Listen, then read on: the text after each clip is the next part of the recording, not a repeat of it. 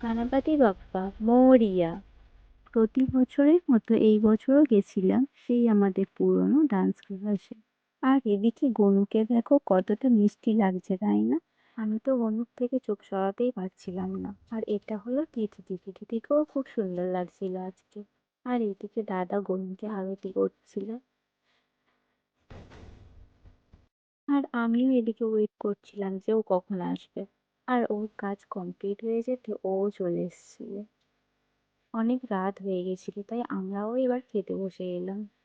আর তিথি এদিকে আমাদের গ্লাসে জল দিয়ে দিল। এরপর আমরা ঠাকুরের প্রসাদ খেয়ে বাড়ির দিকে রওনা দিলাম, কারণ অনেকটা রাত হয়ে গিয়েছিল। আর আমরা তো বাঙালি, আমাদের খাওয়ার পরে হজম না করলে হয় না। এই জন্য গিয়েছিলাম একটু কোল্ড ড্রিঙ্কস খেতে। ব্যাস, এবার হজম হয়ে গেছে, এবার বাড়ির দিকে যাওয়া যাক। আর এটাই হলো আমাদের হাতের ডায়মন্ড হারবার। ভিডিওটা কেমন লাগলো অবশ্যই কমেন্টে জানাবো। আর গণেশ পুজোর নেক্সট পার্ট দেখার জন্য অবশ্যই চ্যানেলটি সাবস্ক্রাইব করো।